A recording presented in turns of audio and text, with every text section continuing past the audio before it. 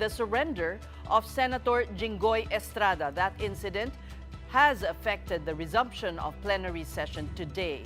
And telling us why is mobile journalist Merimon Reyes. Merimon, ano ba talaga ang nangyari ngayong araw na to dyan sa Senado? Tess, good evening. Kaninang around noon, ang inaabangan talaga natin during those the window hours of 12 to 2 p.m. is supposedly the camp of Vice President Sara Duterte, who will be filing their answers on the articles of impeachment against the Vice President. Pero during those wee hours, we also heard from the SILG Remulla na kino-confirm na may arrest warrant na for Senator Jinggoy Estrada. Later on, yung company office naman ni Senator Estrada nag-confirm na magkakaroon ng briefing, na press con around 3:30 in the afternoon.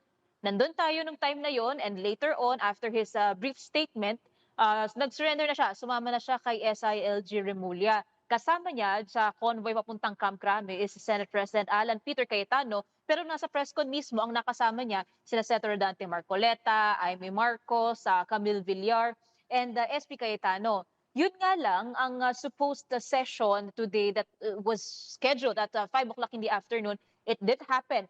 What happened? 5 o'clock p.m., facing the rostrum, right side, lahat ng upuan ng minority senators may nakaupo.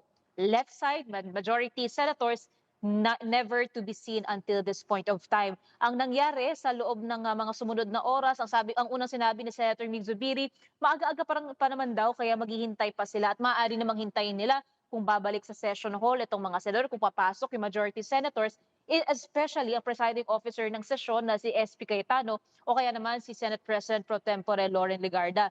Yun nga lang, again, hindi ito nangyari hanggang sa kanina nagkaroon na ng confirmation from the office of SP Cayetano na hindi na mangyayari o magpapatuloy ang sesyon sa araw na ito. Sabi ni Senator Migs, kung makikita raw yung post ni SP Cayetano, parang sign of protest daw yun on their part. May paghahamon kasi yung post ni SP Cayetano sa minority bloc na ito nga naapektuhan nga yung isa sa mga colleagues nila sa mga nangyari at hinahamon niya ngayon ang minority bloc, ang institusyon, yung sa pagpapahawak ng integridad nito.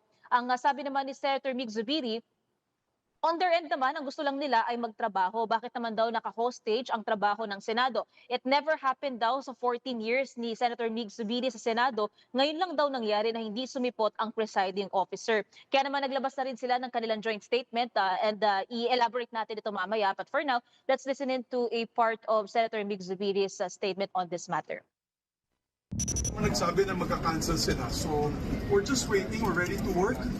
Alam mo, daming trabaho. How long na maghihintay ang minority? As long as it takes, we'll wait. Trabaho naman to eh.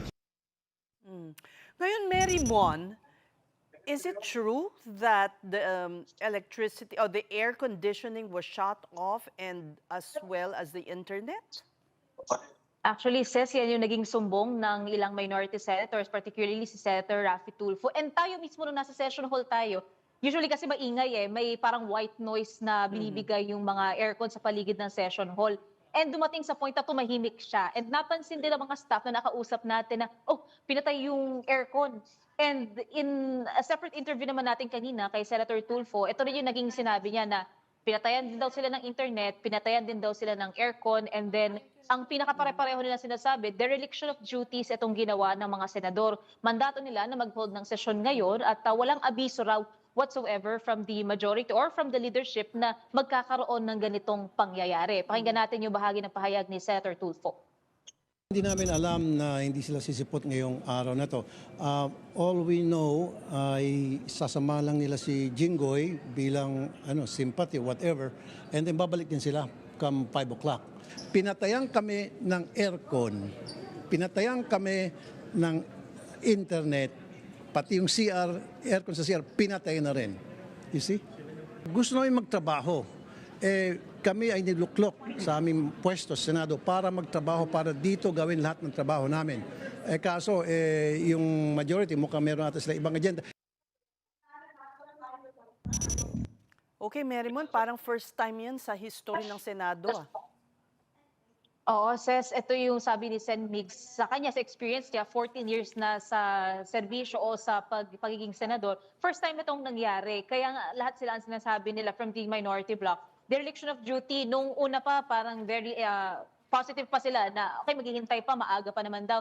That was around nearly 6 o'clock in the evening. Pero netong lumagpas na ng alas 6, ang sinasabi pa nakakahiya, sinasabi ng minority senators, may mga guests sa loob ng session hall, may mga atleta, may iba pang mga bisita na gusto sana nilang i-recognize na parte talaga ng agenda for this night, pero hindi ito nangyari. At ang sinasabi pa ni na Senator Tulfo, nakakahiya raw yung nangyayaring ito. Even Senator J.V. Ejercito, sinabi niya rin, dereliction of duty ito, rule of law, mandato raw nila na mag-hold nga ng sesyon, gawin nila yung trabaho nila. Lalo pa ngayong kasagsagan na marami raw katanungan ang mga tao na nakatutok daw sa nangyayari sa Senado. Ses. All right, thank you.